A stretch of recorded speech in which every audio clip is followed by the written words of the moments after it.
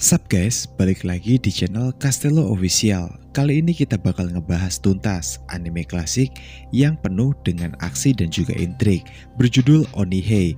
Anime ini bercerita tentang Heiso Hasegawa yang menjadi seorang polisi legendaris di zaman Edo, juga dikenal dengan julukan Onihei, si iblis pembantai. Bersama dengan timnya, ia memburu para penjahat dan mengungkap berbagai kasus kriminal dengan mengguncang kota Edo tentunya. Bagaimanakah keseruan dari anime samurai kali ini? Ya udah, simak terus videonya sampai habis dan jangan lupa subscribe channel ini dan nyalakan juga lonceng notifikasinya biar kalian tidak ketinggalan anime seru lainnya dari channel Castello Official.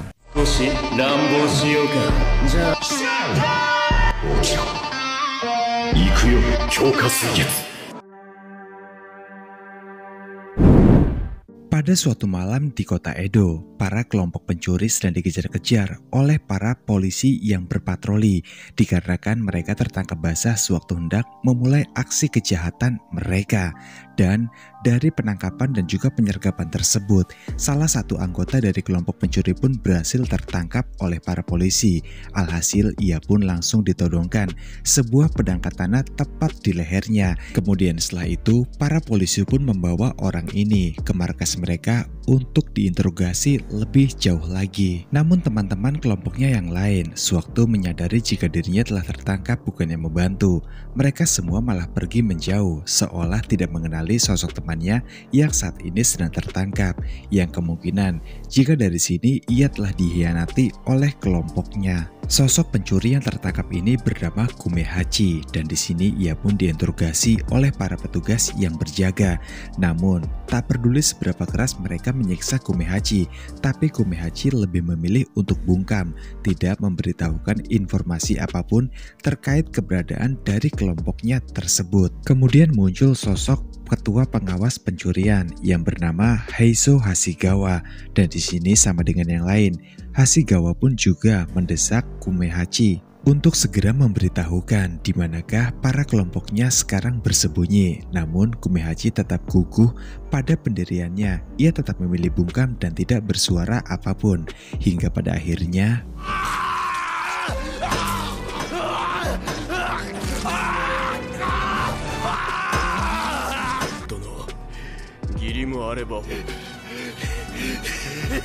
satu hari penuh mengalami sebuah penyiksaan yang sangat hebat dan nyaris tiada henti.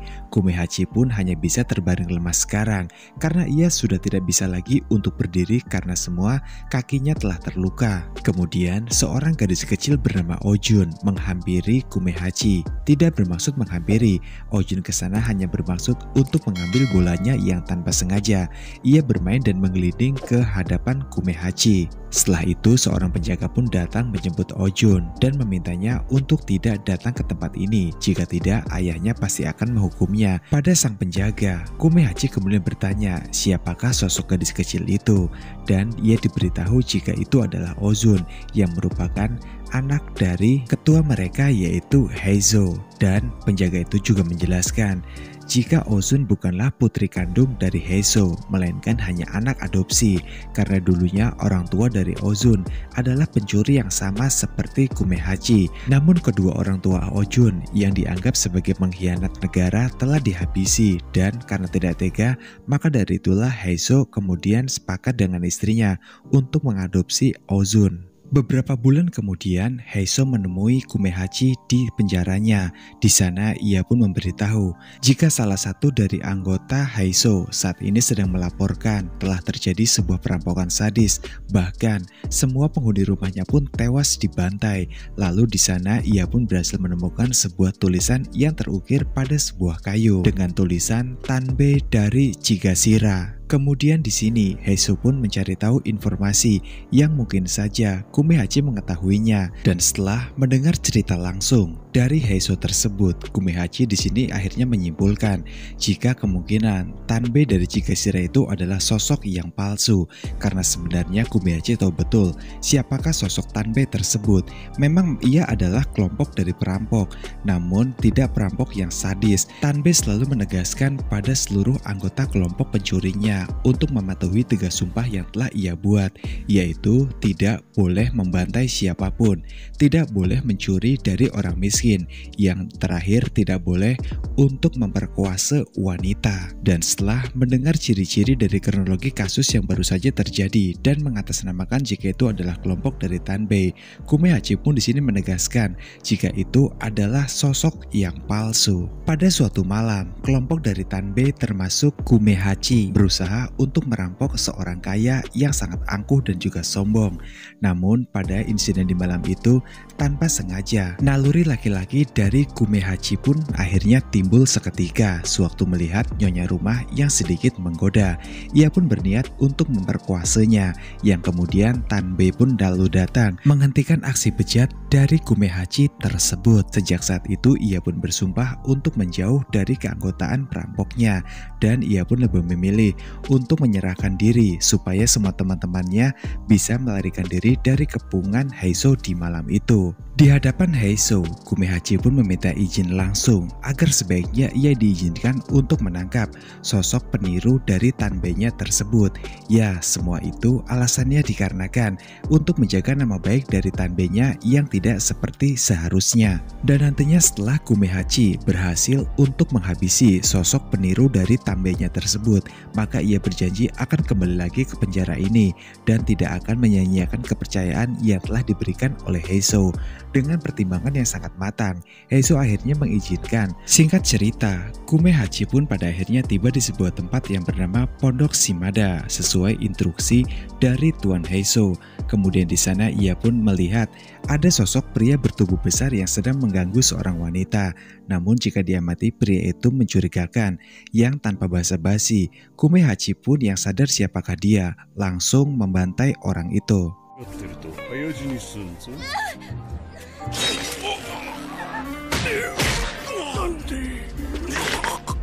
Lalu Kumehachi pun menginap di sebuah penginapan yang ada di sana. Kemudian seorang wanita pun mengetuk kamarnya. Ia memberitahu Kumehachi jika saat ini ada seseorang yang ingin bertemu dengannya. Dengan tatapan wajah yang sangat waspada, Kumehachi pun berkata, "Cepat suruh orang itu masuk, karena aku sudah tahu jika ia sedang menyelinap di belakang pintu itu." Singkatnya di sini, ternyata orang itu adalah Tanbe, ketua dari kelompok Kumehachi. Sontak Kumehachi pun merasa terharu dan juga tersanjung, karena setelah 15 tahun berlalu, ia pun pada akhirnya kini telah bertemu kembali bersama dengan ketua kelompoknya. Singkatnya di sini, Tanbe pun mengajak Kumehachi untuk kembali bergabung bersama dengan kelompoknya, yang dimana kali ini peraturannya telah dirubah total oleh Tanbe. Ketika Kumehachi menanyakan tentang 3 sumpah yang dulu harus dipatuhi oleh semua anggota kelompok, Tanbe pun menjelaskan jika itu hanyalah sumpah tak berguna sewaktu muda saja, hanyalah bualan, karena sebenarnya kelompok perampok tidak boleh bersikap seperti itu. Di sini Kumehachi pun sudah yakin jika ini adalah Tanbe yang palsu. Tapi demi misinya kali ini, ia pun tidak boleh terlihat gugup apalagi dicurigai oleh Tanbe yang ada di hadapannya. Singkatnya, esoknya Kumehachi pun mendatangi markas dari Tanbe sesuai dengan apa yang ia katakan di malam itu. Namun Kumehachi tidak datang seorang diri, melainkan bersama dengan Heiso dan juga para pasukan polisi yang lain.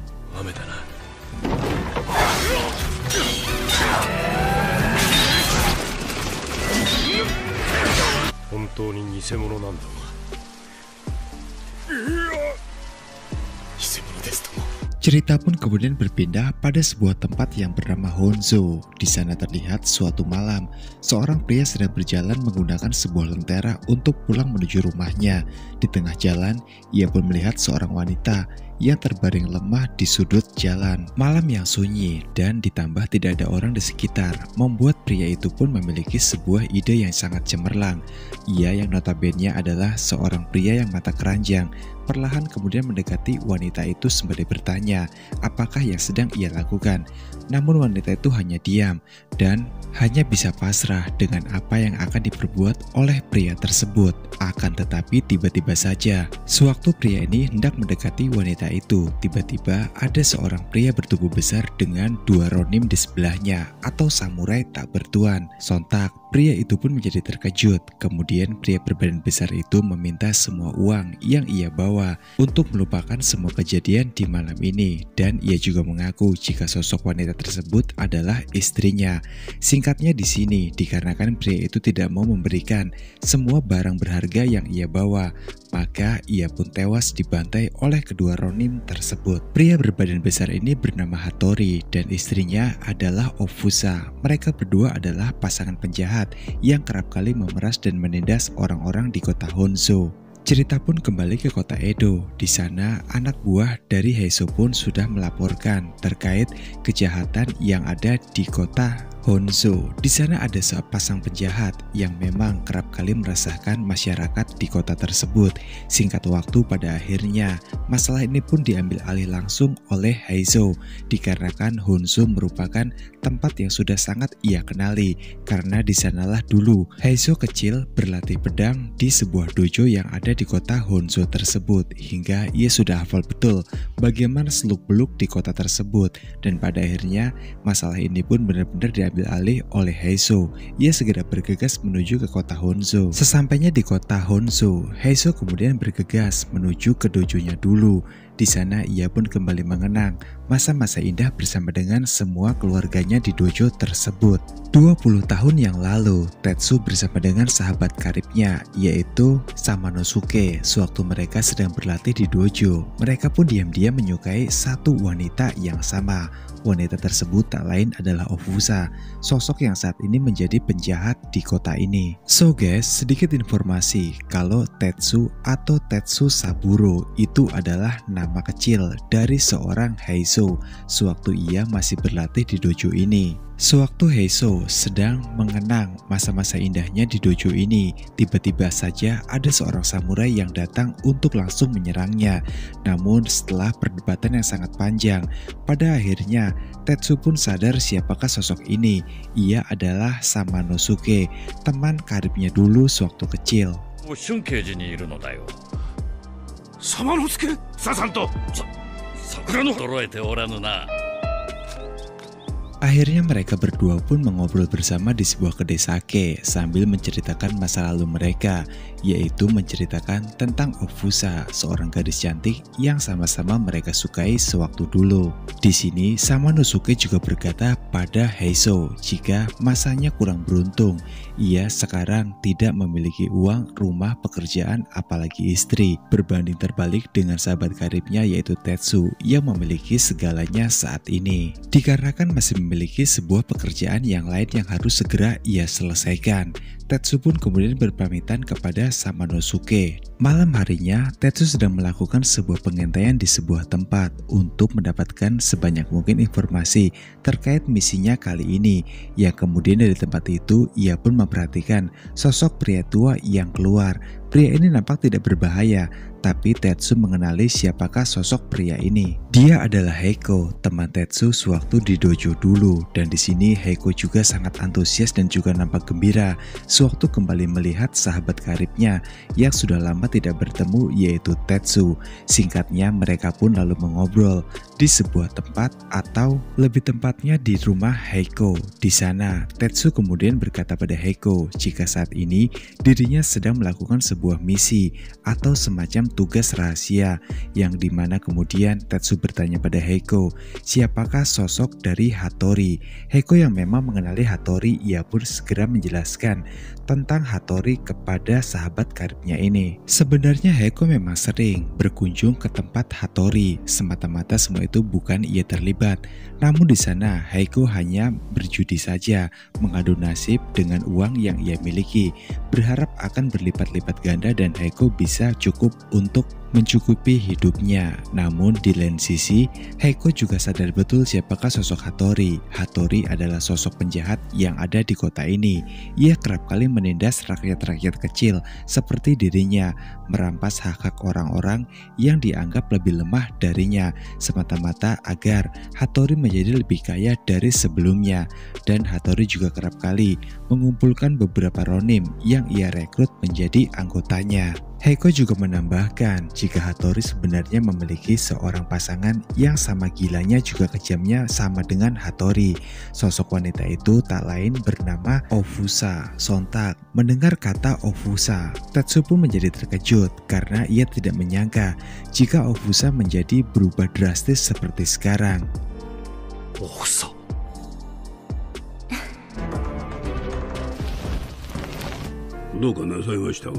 Kemudian setelah itu Tetsu pun mengatakan pada Heiko untuk mengajaknya bekerja sama. Sontak tentunya Heiko pun menerima dengan senang hati tawaran tersebut.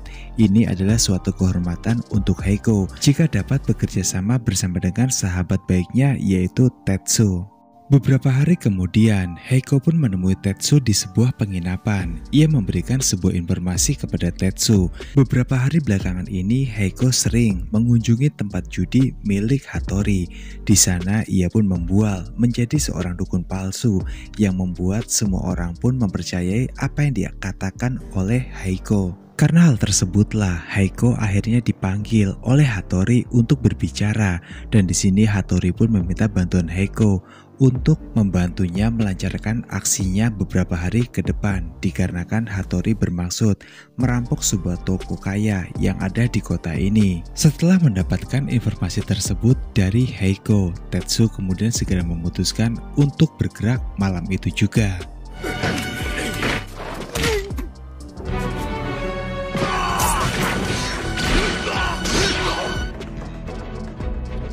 Dan pada akhirnya dari penyergapan malam ini membuat Hattori dan juga Ofusa berhasil ditangkap dengan mudah berkat bukti-bukti yang sangat kuat dari seorang Heiko.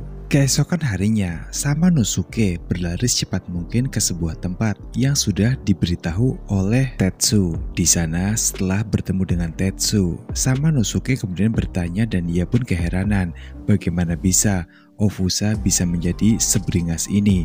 Tetsu pun di sini tidak tahu bagaimana pastinya, tapi yang jelas semua itu bisa saja diakibatkan dengan rasa dendam yang terus saja tersimpan di dalam hati Ofusa selama ini. Tak berselang lama, para anggota dari Tatsu pun membawa Ofusa menghadap ke salah satu anggota dari Tatsu yaitu Sajima, dan di sini Tatsu bersama dengan Samanosuke hanya bisa mengintip dari celah pintu untuk memastikan penjelasan dari Ofusa. Perlahan tapi pasti, Ofusa langsung menjelaskan kenapa dirinya bisa menjadi seperti sekarang di hadapan Sajima. 15 tahun yang lalu, Ofusa menikah dengan Omiya Seibe, pemilik toko kaya yang akan ia rampok bersama dengan Hattori. Dan dari pernikahannya tersebut, Ofusa pun beberapa bulan kemudian mengandung buah cinta mereka berdua. Namun kebahagiaan itu pun tidak berlangsung lama dirasakan oleh Ofusa, karena faktanya tiba-tiba saja dirinya mengalami sebuah keguguran yang diikuti dengan kematian suaminya secara tiba-tiba. Dari sejak saat itulah toko besar itu jatuh ke tangan adik dari sang suami dan membuat hidup Ofusa menjadi hancur. Ia tidak diperlakukan sebagaimana mestinya. Ofusa bahkan diperlakukan lebih dari layaknya seorang pembantu di toko tersebut. Hal itu membuat Ofusa tertekan.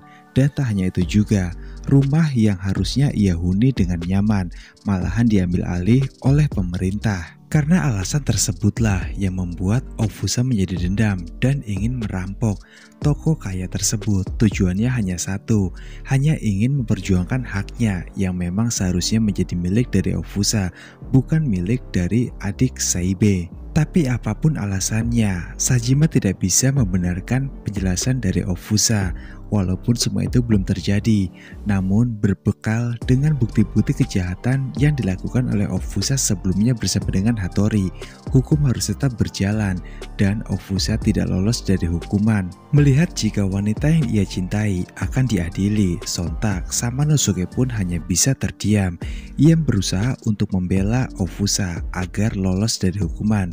Namun, Tatsu kemudian menjelaskan jika hukum harus tetap berjalan dan segala perbuatan pasti ada konsekuensinya. Dan setelah mendengar penjelasan dari sahabatnya Tatsu, Samanosuke pun tidak bisa berkata-kata lagi. Ia pun hanya bisa menahan tangisnya sembari melihat wanita pujaannya Ofusa dibawa untuk diberi hukuman dari semua kejahatan yang telah ia lakukan. 何がおかしい？女という生き物は昔もなく行く末。そう。 Cerita pun kemudian berpindah ke rumah Heiso. Di sana ia pun sedang dirawat oleh istrinya Hisae dan juga semua orang pun di sana sangat khawatir dengan keadaan ketua mereka dikarenakan sebelumnya suatu malam sewaktu ia baru saja pulang dari kota Hanzo, Heiso tiba-tiba saja diserang oleh seorang samurai yang kekuatannya sungguh sangat luar biasa dan samurai itu pun berhasil melukai pipi dari Heiso. Karena hal tersebut semua orang pun menjadi panik. Mereka semua sadar jika ada seseorang yang mengincar kematian dari ketua mereka. Dan menurut ciri-ciri yang diberikan oleh Heiso, ia tidak bisa mengenali siapakah sosok tersebut. Dan sekilas jika diamati, mirip sekali dengan seorang wanita. Namun mengingat dengan serangan pedangnya sangat presisi, kuat dan juga sangat rapi, ia pasti seorang pria. Tapi hanya saja mengenakan sebuah minyak wangi dan juga riasan yang menyerupai wanita. Dan ternyata sosok misterius tersebut adalah Hishiro yang merupakan seorang ronin. Ia sengaja tinggal di sebuah tempat di sana semacam ngekos dan di sana ia bermaksud untuk mencari seseorang yang telah membantai ayahnya dengan sadis beberapa tahun silam. Karena menurut Hishiro, jika dirinya belum bisa dikatakan sebagai seorang samurai sejati, jika belum bisa untuk membalaskan dendam dari kematian ayahnya tersebut. Dan sementara menghabisi Heizo tadi malam merupakan sebuah bagian pekerjaan. Dengan begitu nantinya ia akan mendapatkan uang untuk bertahan sehingga memudahkan dirinya mencari siapakah sosok yang telah dengan keji membantai ayahnya. Saat ini Hishiro tinggal di sebuah rumah kos milik dari pasangan tua yang memiliki hati seperti iblis. Ia kerap kali menyiksa seorang wanita yang bekerja di rumah itu. Wanita yatim piatu ini bernama Osaki dan Osaki kerap kali mengalami sebuah penganiayaan dari tuan rumahnya usai dirinya menggantikan sang ibu yang telah meninggal karena terlalu lelah bekerja di rumah ini. Sebagai balas budi atau semacam hutang, maka Osaki wajib kerja tanpa digaji untuk melunasi hutang-hutang dari sang ibu. Cerita pun kemudian berpindah kepada Kumehachi yang saat ini sedang menuju ke sebuah penginapan. Bukan tanpa alasan, Kumehachi mendatangi penginapan tersebut tak lain untuk menemui ketuanya yaitu Heizo. Setelah mendapatkan sebuah informasi terkait siapakah sosok yang ingin menghabisi Heizo di malam itu. Sosok ini entah siapa namanya dan juga belum diketahui wajahnya seperti apa. Namun yang jelas dari informan yang berhasil didapatkan oleh Kumehachi, sosok tersebut telah berada di Edo kurang lebih selama 3 tahun. Jadi ia juga sudah hafal betul seluk-beluk dari ketuanya, bagaimanakah kebiasaannya dan waktu yang tepat untuk kapan bisa menghabisi ketuanya Heizo. Setelah memberikan informasi penting tersebut kepada Heizo, Kumehachi pun kembali bekerja untuk melakukan tugasnya dalam penyelidikan sosok misterius tersebut. Sementara Heizo sendiri bukannya merasa takut, ia malah sengaja keluar dari penginapan, malah mencari sosok yang ia yakini pasti akan berkali-kali datang lagi untuk menghabisi dirinya. Singkatnya, pada suatu malam di tengah rintik hujan, saat Heizo sedang berjalan seorang diri, ia pun nampak waspada karena ia tahu jika dari arah belakang ada sosok yang berusaha untuk menyerangnya. Dengan sigap, Heizo pun segera untuk melakukan sebuah serangan balik. Namun sayangnya dalam pertempuran mereka tersebut, Heizo pun terpleset dikarenakan medan jalan yang sedikit agak licin. Nyaris ia pun di sini berhasil dihabisi dengan sangat mudah oleh sosok samurai tersebut. Yang untungnya Kumehachi pun lalu lalu datang dan langsung melemparkan sebuah batu tepat mengenai wajah dari sosok tersebut. Hingga pada akhirnya di sini Heizo pun selamat dari samurai tersebut.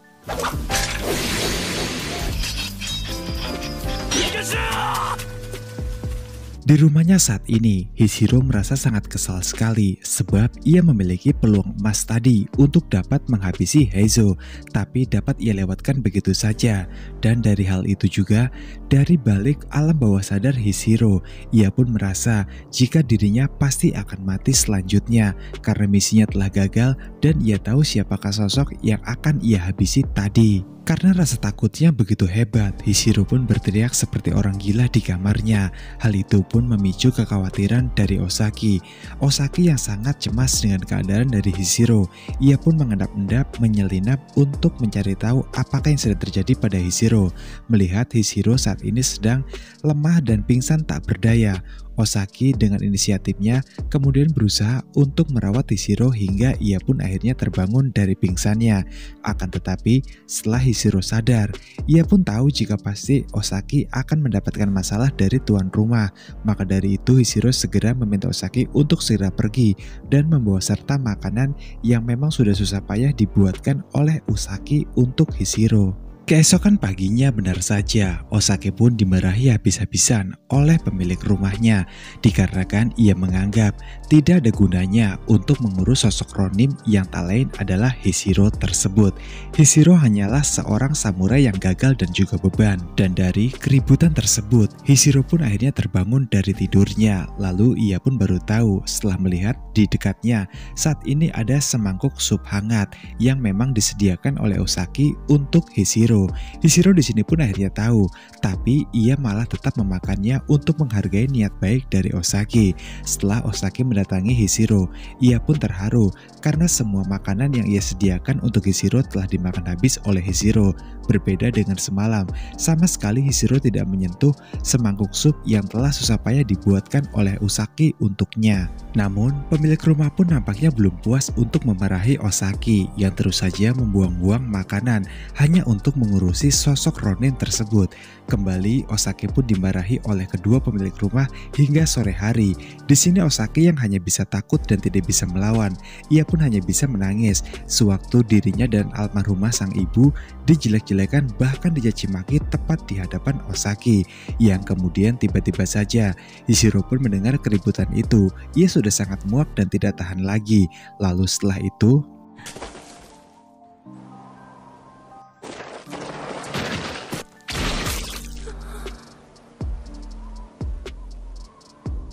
kemudian Osaki bersama dengan Hishiro pun saat ini sudah berada di sebuah pondok kosong. Dan di sana Hishiro lalu menjelaskan, menceritakan semua kejadian yang ia alami sedari ia kecil sampai akhirnya ia menjadi sosok Ronin seperti sekarang. Semata-mata semua itu hanyalah sebuah misi balas dendam saja, mencari siapakah sosok yang telah dengan keji membantai ayahnya di malam itu. Namun dari sini pada akhirnya mereka berdua pun mengaku jika selama ini secara diam-diam mereka telah jatuh cinta satu sama lain. Mendengar penjelasan dari Osaki tersebut, pada akhirnya Hishiro pun mengajak Osaki untuk mereka nantinya menetap dan tinggal di sebuah desa terpencil, kampung halaman dari Hishiro, dan mereka akan hidup bahagia dengan damai di sana tanpa gangguan atau pertarungan semacam tadi, yang dimana Osaki pun menyambut hal itu dengan gembira. Tapi untuk kali ini Hishiro harus kembali melanjutkan pekerjaannya. Satu misi lagi setelah ia selesaikan, yaitu untuk menghabisi Heizo. Barulah besok pagi, tepatnya jam 6 pagi, mereka berjanji bertemu di sebuah jembatan bernama Etai, dan nantinya mereka akan bersama-sama pergi menuju ke kampung halaman dari Heizo untuk merajut kehidupan bahagia mereka. Singkat cerita, Hishiro langsung mendatangi penginapan dari Heizo, yang dimana di sana ia pun langsung memesan satu kamar kepada pemilik penginapan. Namun suami dari sang pemilik penginapan tersebut pun nampak curiga dengan gerak-gerik dari Hishiro. Ia tahu siapakah sosok yang ada datang ke penginapannya tersebut. Dan benar saja, pada saat wanita pemilik penginapan sedang mengantarkan tamunya tersebut, tiba-tiba saja Hishiro yang sadar di manakah letak posisi dari Heizo.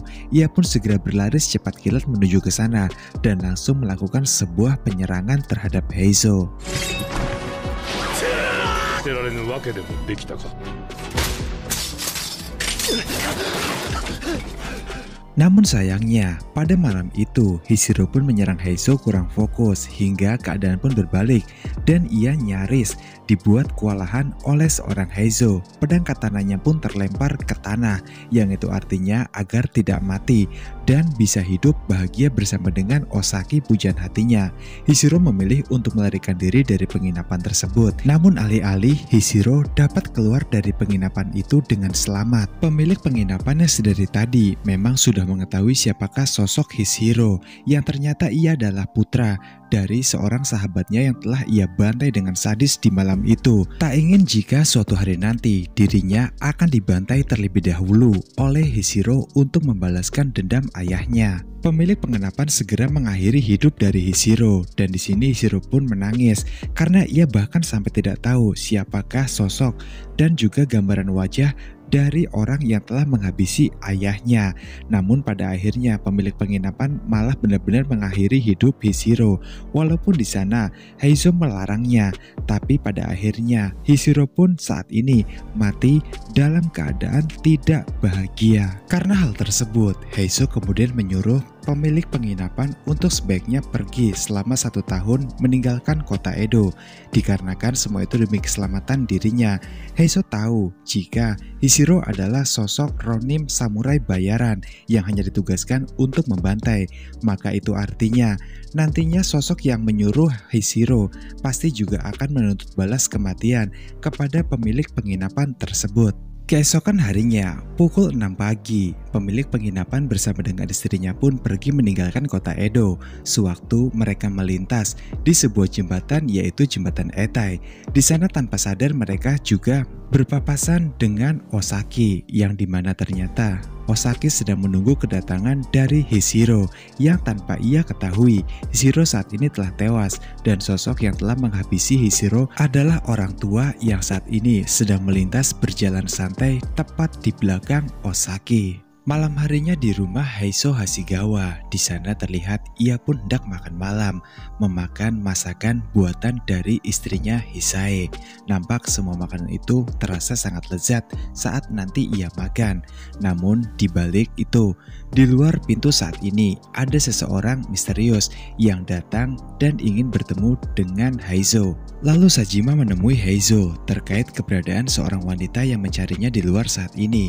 Wanita itu bernama Omasa. Mendengar kata Omasa, Heizo pun segera menghentikan makan malamnya, yang kemudian ia pun memutuskan untuk langsung menyuruh Omasa masuk dan berbicara dengan Omasa. Mulanya keadaan pun menjadi sangat canggung di sana, tidak ada satu orang pun yang berbicara. Lalu kemudian Omasa pun memberanikan diri untuk memulai obrolan. Ia berkata pada Tuan Heizo jika dirinya saat ini sudah pasrah jika nantinya akan dipenjarakan oleh Tuan Heizo karena sebuah kesalahan atau sebuah kejahatan yang telah ia lakukan sebelumnya. Kemudian Omasa pun menjelaskan kejahatan apa yang baru saja ia lakukan. Beberapa hari sebelumnya, Omasa bergabung bersama dengan salah satu klan pencuri, yang dimana di sana tugasnya sebagai seorang penyelinap dan penyelusup agar dapat mengakses dalam tempat itu. Singkat cerita, dengan kepandaiannya yang telah ia pelajari bertahun-tahun, Omasa pun dengan sukses berhasil untuk menjadi bagian dari keluarga di tempat itu. Hingga pada akhirnya suatu malam, sesuai rencana dari klannya, saat pemilik rumah tertidur lelap, kelompok dari klan Omasa pun lalu datang untuk mencuri barang-barang berharga yang ada di rumah itu. Omasa pun segera bangun setelah sadar, membukakan pintu supaya para kelompok dari klan Omasa ini mudah masuk dan mengambil semua barang jarahan. Akan tetapi, rencana yang awalnya sukses, tiba-tiba saja anak dari pemilik toko pun lalu bangun. Hingga kemudian, salah satu anggota dari klan tersebut pun berusaha untuk menghabisi anak kecil tersebut. Tapi di sini Omasa menolaknya. Omasa melarangnya agar tidak ada pembantaian malam ini.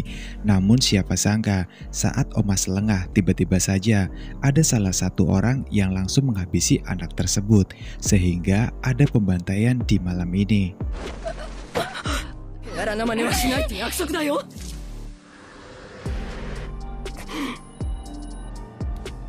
Lalu kemudian setelah insiden di malam itu, pemimpin klan perampok tersebut yang bernama Genpachi memberikan sebuah tugas baru kepada Omasa untuk kembali menyelinap dan berpura-pura supaya menjadi anggota keluarga dari target mereka nantinya. Namun sayangnya di sini Omasa pun belum diberitahu siapakah target selanjutnya. Omasa juga menjelaskan sayangnya dia juga tidak tahu di manakah tempat persembunyian dari Genpachi tersebut bersama dengan klannya, karena memang Omasa hanyalah talent yang dipekerjakan sewaktu misi darurat akan datang saja. Setelah mendengar penjelasan dari Omasa barusan, pada akhirnya Heiso pun menyuruhnya untuk kembali bergabung bersama dengan klannya tersebut, dan nantinya dengan begitu mereka akan bersama-sama menyelidiki pergerakan dari klan Genpachi. Setelah Omasa pergi, Heiso menjelaskan pada semua orang yang ada di sana jika dulunya ayah dari Omasa adalah seorang pencuri yang sangat hebat. Ia terkenal dengan julukan Josuke dari Tasugane. Semasa itu Heiso sedang berlatih di dojo. Setiap kali ia pulang berlatih, ia pun menyempatkan diri untuk mampir ke kedai sake milik ayah dari Omasa sebagai usaha sampingannya.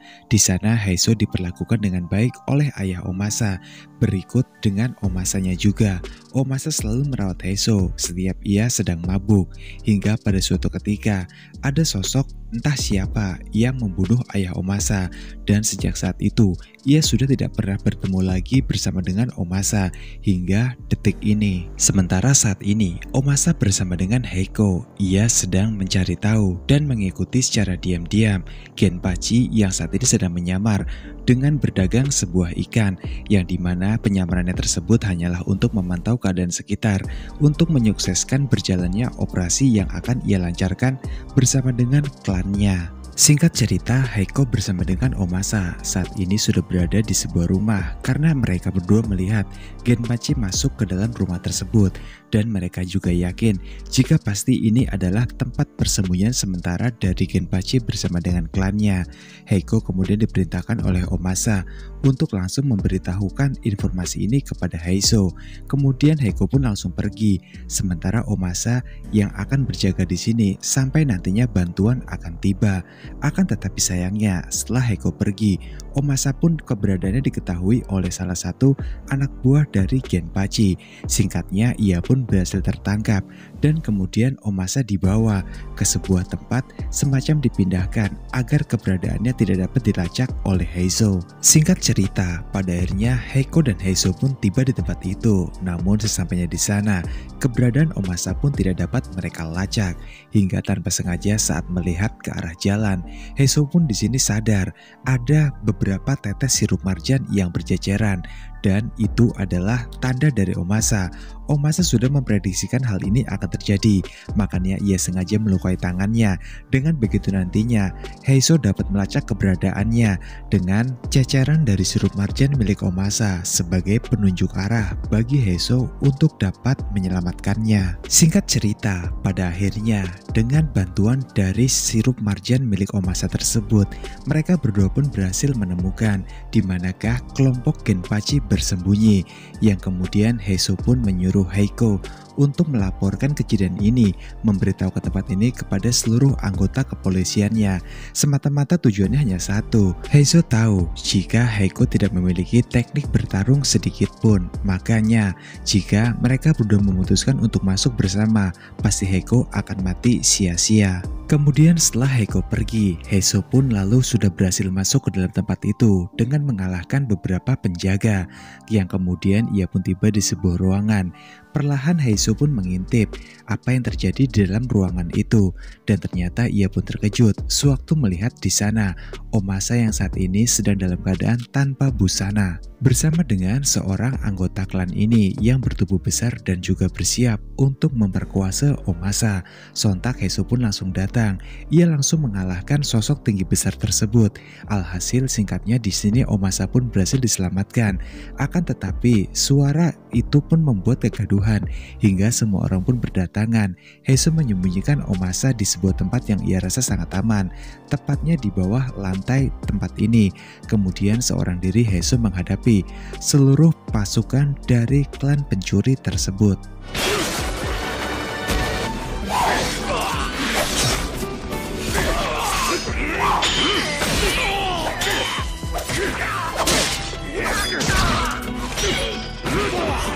Dalam pertarungan tersebut, Heiso pun berhasil terkena sebuah anak panah dari kelompok pencuri tersebut, hingga pada akhirnya ia pun di sini kewalahan untuk menghadapi banyaknya pasukan yang datang tiada henti.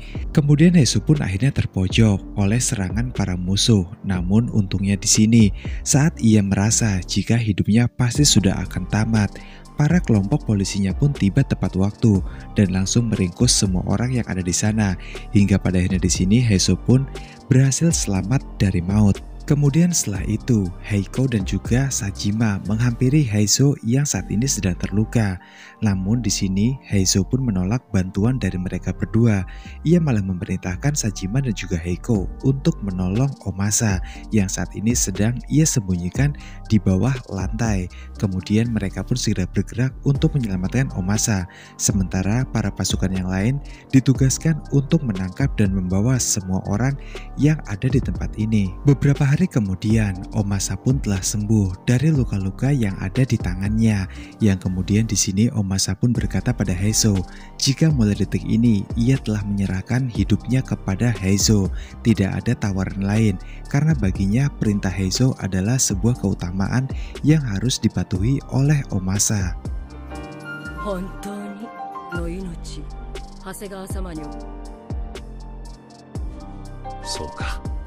Beberapa hari kemudian, cerita pun berfokus pada sebuah rumah orang kaya. Di sana terlihat seluruh penghuni rumah saat ini telah tewas dibantai oleh kelompok perampok sadis, yang dimana kemudian harta mereka juga raib dengan dibawa oleh para perampok tersebut.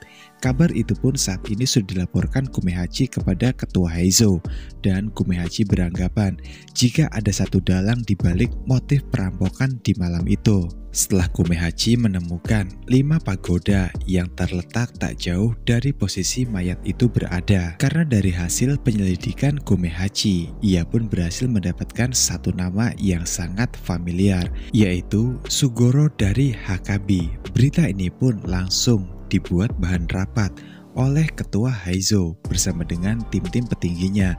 Ia pun mulai menyelidiki tentang kasus yang terjadi beberapa malam yang lalu. Dan dikarenakan mereka kekurangan anggota, maka ketua Heiso pun menunjuk salah satu pencatat di tempat itu yang bernama Chugo untuk melakukan patroli menyisir pergerakan dari kelompok perampok tersebut. Singkat cerita, Chugo pun memulai patrolinya sesuai perintah dari ketua Heiso, yang dimana ternyata di tengah jalan ia pun malah tertarik dan mampir ke sebuah tempat yang bernama puskesmas atau pusat kesenangan mas-mas. Dan di rumah bordel tersebut, Chugo pun bertemu dengan seorang wanita yang ia sangat sukai bernama Omatsu. Dan dari sini juga Omatsu ternyata juga menyukai Chugo, karena menurut Omatsu jika Chugo adalah sosok ronin atau samurai yang sangat ia kagumi dan memang tipenya dari Omatsu. Dan pada akhirnya mereka pun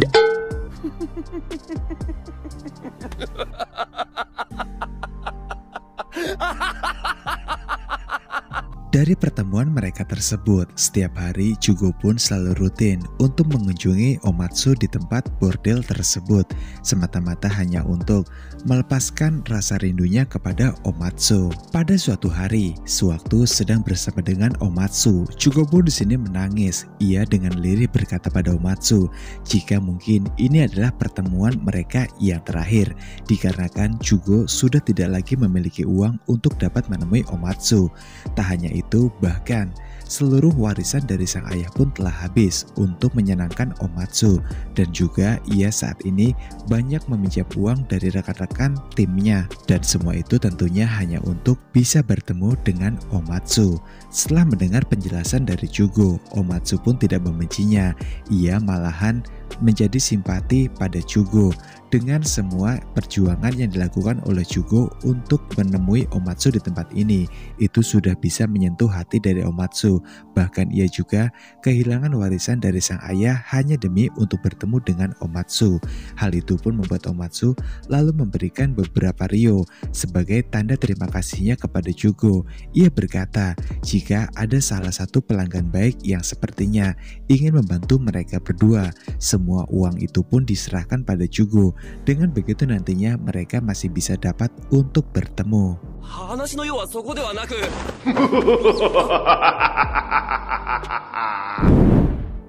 Di tempat kerjanya, dua rekan Jugo pun di sini kebingungan dengan sikap Jugo yang sangat berbeda sekali. Ia nampak lebih ceria setelah diberikan tugas oleh ketua mereka untuk berpatroli terkait pergerakan dari Sugoro, yang kemudian Haizo pun datang menemui mereka berdua. Dan di sini setelah diceritakan dan melihat dengan mata kepalanya sendiri terkait perubahan dari Jugo, Haizo pun segera menyuruh Kumehachi untuk menyelidiki apakah yang sebenarnya terjadi selama ini kepada Jugo. Cerita pun kembali ke Omatsu yang saat ini ia sedang menemani pelanggannya. Tepatnya adalah pelanggan yang tadi membantu Omatsu dan juga Jugo. Pria tua ini bernama Tuan Kawagoe, dan Kawagoe di sini bertanya pada Omatsu, bagaimanakah hubungannya bersama dengan sosok ronin samurai tersebut yang dimaksud adalah Jugo. Omatsu di sini menjawab, dirinya sangat berterima kasih kepada Tuan Kawagoe karena berkat bantuannya tersebut dengan uang beberapa ryo, dan sebagai rasa ucapan terima kasihnya terhadap Tuan Kawagoe, Omatsu pun di sini bermaksud untuk mengajaknya berkances-kances, tapi Tuan Kawagoe pun berkata jika dirinya sudah terlalu tua untuk kegiatan senam semacam itu. Dikarenakan memang sedikit pun Tuan Kawagoe sama sekali tidak tertarik kepada tubuh dari Omatsu, dirinya rutin kemari semata-mata hanyalah dikarenakan Omatsu sangat mirip dengan sosok wanita yang sangat ia sayangi. Dan setelah itu Omatsu bertemu dengan Jugo, dan di sini Jugo pun diberitahu apa yang telah dikatakan oleh Tuan Kawagoe kepada Omatsu. Mendengar semua perkataan Omatsu, Jugo di sini menyimpulkan jika Tuan Kawagoe adalah orang yang sangat baik, namun tanpa disadari oleh Jugo jika saat ini dirinya sedang diawasi oleh seorang talent informan yang bernama Kumehachi. Singkat cerita, semua kegiatan dari Jugo pun sudah sampai di telinga Tuan Haizo dan juga Sajima. Sontak mereka berdua pun marah karena mengingat sebagai seorang polisi yang harusnya berpatroli, Jugo malah mampir ke rumah bordel, yang dimana itu adalah perbuatan yang sangat memalukan. Tuan Haizo juga menghukum Jugo karena perbuatannya tersebut. Ia saat ini menonaktifkan Jugo dari tugas berpatroli, dan Jugo harus kembali sebagai tugas seorang pencatat di tempat. Cerita pun kemudian berpindah pada Tuan Kawagoe. Ia memasuki sebuah toko, tapi itu hanyalah sebuah kedok saja dijadikan toko, karena tempat itu sebenarnya berfungsi sebagai perkumpulan dari seluruh anggota perampok. Di dalam toko tersebut, Tuan Kawagoe memberikan sebuah perintah pada salah satu anggota yang ia anggap penting, yang dimana Tuan Kawagoe berkata, misi kali ini adalah misi perampokan mereka yang terakhir di kota Edo. Itu artinya jangan sampai gagal, karena kegagalan adalah sebuah hal yang sangat memalukan untuk Tuan Kawagoe. Anak buahnya pun paham dengan perkataan dari sang master, yang kemudian di tengah obrolan tersebut ada seseorang yang masuk membawakan sebuah kiriman paket untuk Tuan Kawagoe. Ternyata paket itu adalah 5 pagoda, dan dari sini akhirnya kita pun akan diberitahu siapakah sosok Tuan Kawagoe yang sebenarnya, yang ternyata dia adalah Sugoro dari Hakabi yang dikenal oleh para teman-temannya sebagai salah satu pimpinan kelompok yang terkenal sangat kejam, brutal dalam menjalankan aksi-aksinya.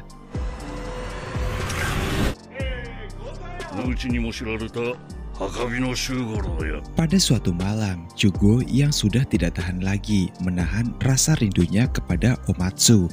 Ia pun memutuskan mengendap-endap naik ke atas loteng dengan satu tujuan untuk menemui pujaan hatinya, yaitu Omatsu.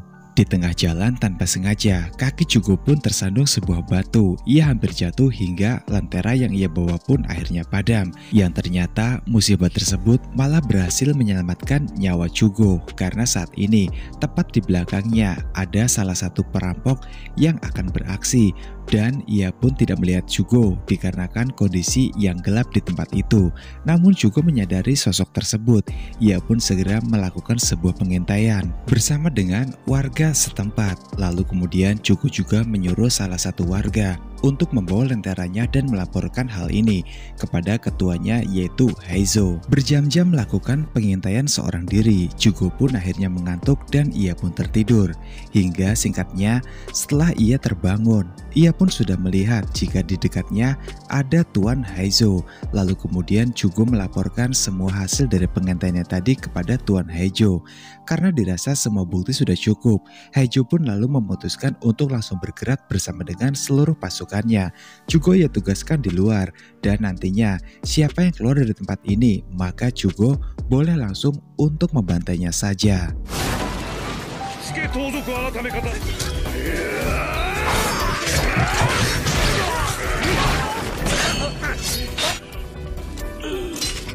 Keesokan paginya di ruangan ketua Heizo, di sana Jugo pun diberitahu jika sosok yang ia habisi semalam itu adalah Sugoro. Karena hal tersebut Jugo pun dihadiahi sebesar 3 ryu oleh Tuan Heizo. Kemudian ia pun di sini berkata jujur jika semalam itu ia bermaksud untuk menemui Omatsu, bukanlah berpatroli, dan Jugo merasa tidak layak menerima hadiah 3 ryu tersebut dari ketuanya. Mendengar penjelasan dari Jugo, Tuan Heizo pun kemudian berkata jika saat ini rumah bordel itu akan segera ditutup oleh pemerintah dikarenakan lokasinya sangat dekat dengan kuil dari kesogunan. Itu tidak baik menurut masyarakat setempat. Mendengar hal tersebut, Jugo pun segera mengambil 3 ryu itu. Ia pun bergegas menuju ke tempat dari Omatsu, berharap jika dirinya masih sempat bertemu dengan Omatsu. Kemudian di sana Jugo bertemu dengan pemilik dari rumah bordel tersebut. Wanita itu memberikan pesan pada Jugo jika saat ini Omatsu sudah tidak lagi ada di sini. Ia sudah pergi dan nantinya di kota yang bernama Hishia. Jugo pun diharapkan datang ke sana untuk dapat kembali bertemu dengan Omatsu. Tak menunggu waktu, Jugo pun di sini hanya bisa berteriak jika ia pasti akan datang ke tempat itu untuk menemui pujaan hatinya. 1 minggu kemudian, cerita pun berpindah pada sebuah tempat yang bernama Tokaido, tepatnya di Jalan Gunung Suruga Utsunoya. Di sana terlihat Tuan Heizo saat ini sedang melamun seorang diri, dikarenakan ia yang bermaksud untuk menuju ke tempat pemakaman sang ayah, sementara yang menemaninya adalah Jugo. Nampak jelas jika Tuan Heizo kesal karena Jugo yang terus mengikutinya. Hal itu dikarenakan menurut Jugo jika istri dari Tuan Heizo yaitu Hisae telah menyuruh Jugo untuk mengikuti kemana tuannya akan pergi.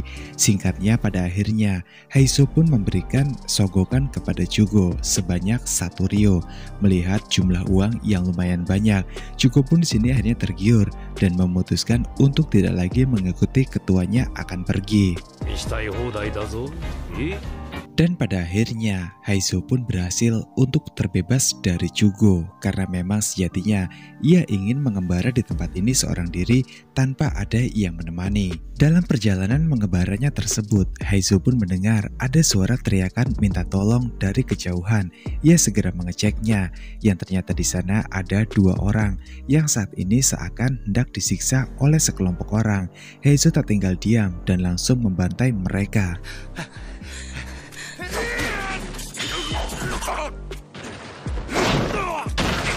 Setelah mereka semua berhasil dihabisi oleh Heizo, kemudian ada seorang pejabat dari wilayah tersebut yang datang. Orang ini bernama Tenzo. Dan Tenzo mengaku pada Heizo jika mereka berdua yang diselamatkan oleh Heizo adalah seorang yang bekerja di pabrik sake, namun mereka telah dengan keji untuk merampok bosnya. Heizo pun bertanya apakah hal itu benar kepada mereka berdua. Mereka hanya diam, yang mengisyaratkan jika memang itu adalah kebenaran. Akhirnya Heizo pun tidak bisa untuk membelanya lagi dan membiarkan kedua orang ini dibawa oleh pejabat tersebut. Kemudian setelah semua selesai, Heizo pun kembali melanjutkan perjalanan untuk mengembaranya di tempat ini, yang kemudian saat ia sedang berjalan tenang, ia pun dikejutkan dengan seseorang pria tua yang tiba-tiba muncul di hadapannya. Pria tua ini bernama Genpachi. Genpachi di sini memuji aksi pertarungan dari Heizo tadi, tapi Heizo pun di sini sangat kesal sebab Genpachi yang sangat banyak bertanya dan juga banyak bicara. Dan hal itu pun membuat Heizo memutuskan untuk segera pergi meninggalkan Genpachi begitu saja, yang kemudian ia pun memutuskan untuk menginap di sebuah penginapan dan beristirahat di sana. Pada saat Heizo sedang berendam di pemandian air hangat, tiba-tiba saja Genpachi sudah ada di hadapan Heizo lagi, dan di sini pada akhirnya ia pun meminta izin untuk membersihkan punggung dari Heizo. Yang setelah itu pada akhirnya Genpachi pun mengutarakan semua niatnya kepada Heizo jika dirinya saat ini sedang mencari penerus dari sebuah bakat alami yang dimiliki oleh Genpachi, yaitu mencuri. Genpachi adalah sosok pencuri yang sangat cerdik, handal, dan belum pernah tertangkap sepanjang karir mencurinya. Yang pada akhirnya entah apa yang ada di pikiran Heizo saat itu, ia pun menerima dengan senang hati tawaran dari Genpachi, dan ia juga mau belajar semua teknik mencuri dari Genpachi agar kelak setelah Genpachi mati ada sosok yang dapat meneruskan bakat alaminya tersebut. Esok harinya dari jendela penginapan, mereka berdua pun melihat jika saat ini ada seorang pejabat yang sedang berbicara bersama dengan pemilik tempat sake. Genpachi menjelaskan pada Heizo jika sosok pejabat itu adalah Tenzo dan sosok pria di sebelahnya adalah pemilik sake yang bernama Ichigoro. Mereka terlihat dengan jelas dan tertangkap basah oleh Heizo jika saat ini Tenzo sedang menerima suap dari Ichigoro untuk menyelundupkan semua sake-sakenya agar nantinya dengan begitu banyak keuntungan yang diraup oleh Ichigoro tanpa gangguan dari pihak manapun termasuk pihak kepolisian. Ya mirip-mirip lah sama para pejabat yang ada di negara Konoha sana.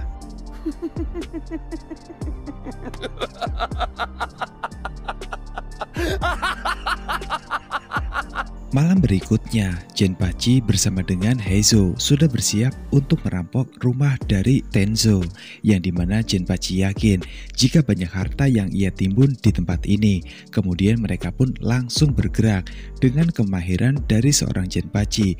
Tempat penyimpanan itu pun akhirnya berhasil ditemukan, dan setelah pintu dibuka, ternyata begitu banyak harta yang ditimbun di tempat ini oleh Tenzo. Genpachi juga tidak menyangka jika ia dapat menimbun harta sebanyak ini. Di tengah kondisi masyarakat seperti sekarang yang sedang banyak menahan kelaparan. Lalu di sana, Heizo mendengar suara teriakan wanita. Ia pun tanpa banyak berpikir langsung mengecek sumber suara tersebut. Yang ternyata sesampainya Heizo di sana, ia pun mendapati jika salah satu anak buah dari Tenzo saat ini hendak memperkuasa seorang perompak yang tadi berhasil mereka tangkap. Beberapa menit kemudian, di sini Tenjo pun telah sadar jika banyak hartanya yang telah berhasil dicuri oleh para perampok. Ia pun bersama dengan para anggotanya berusaha untuk mencari sosok perampok-perampok tersebut. Sementara di sisi yang lain, Genpachi, Heizo bersama dengan dua orang yang tadi diselamatkan oleh Heizo. Mereka semua saat ini sudah berada di ruangan dari Tenzo, yang dimana Genpachi pun sadar betul jika ada sebuah tempat rahasia untuk berlari dari Tenjo yang berhasil mereka manfaatkan dengan baik. Pada akhirnya mereka pun berhasil untuk pergi dari tempat itu walaupun mengalami beberapa insiden yang kurang menyenangkan. Namun Heizo pun dengan sejatinya seorang samurai berhasil melumpuhkan para orang-orang yang berusaha untuk menangkap mereka. Esok harinya Genpachi dan juga Heizo memutuskan untuk berpisah dengan dua orang yang diselamatkan oleh Heizo. Tak lupa Genpachi juga membekali mereka berdua dengan nominal uang yang tidak sedikit. Genpachi juga berpesan pada mereka berdua sebaiknya mereka harus pergi sejauh mungkin dari kota ini dan hidup bahagia bersama untuk menyusun masa depan mereka di sebuah kota yang mereka akan pilih. Malam harinya, Genpachi bersama dengan Heizo memutuskan kembali ke penginapan mereka. Dan di sini Genpachi yang sadar jika hidupnya sudah tidak akan lama lagi. Ia pun segera memberikan sebuah buku catatan sepanjang karirnya kepada Heizo. Buku itu berisi tentang taktik bagaimanakah cara mencuri yang cerdik dan juga baik. Dengan begitu nantinya kemungkinannya sangat kecil untuk dapat ditangkap.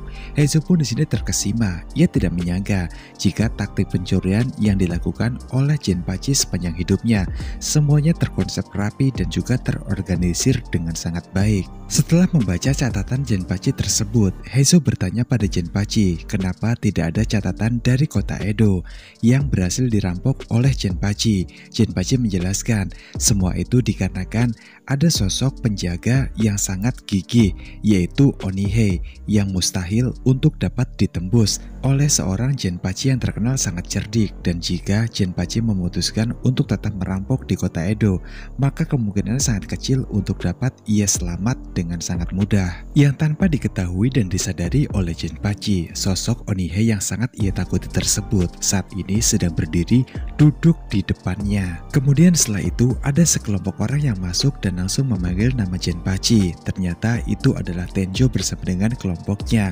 Tenjo di sini yang mengetahui profesi dari Genpachi. Ia pun kemudian langsung menuduh pasti semua harta yang dicuri dari tempatnya itu adalah Genpachi pelakunya. Heizo yang kesal di sana lalu bertanya pada Tenzo apakah mereka memiliki bukti untuk menangkapnya jika mereka adalah pelakunya. Namun Tenzo yang sudah sangat kesal langsung mengeluarkan pedang katana miliknya juga para anggotanya. Mereka berdua siap bertarung antara Heizo bersama dengan kelompok dari Tenzo. Yang kemudian Chugo pun tiba di sana dan langsung menjelaskan jika sosok ini adalah Hasegawa Heizo atau lebih dikenal dengan sebutan Onihei. Ia adalah ketua dari pengawas pencuri dan juga pembakaran, yang dimana di sini Genpachi pun terkejut karena sosok yang selama ini menemaninya mencuri adalah Onihei. Heizo pun kemudian membongkar semua kejahatan yang dilakukan oleh Tenzo dengan suap-suapan atau bahkan merugikan orang dengan mengandalkan posisinya saat ini yang menjadi seorang anggota dari pejabat. Heizo juga menegaskan kepada Tenzo jika semua harta yang ia rampas bersama dengan Genpachi dari Tenzo itu adalah aset yang memang harus dirampok dan dibagikan kepada orang-orang yang membutuhkan, bukan malah dilindungi oleh negara. 袖の下もらっているな。だが今度会うたら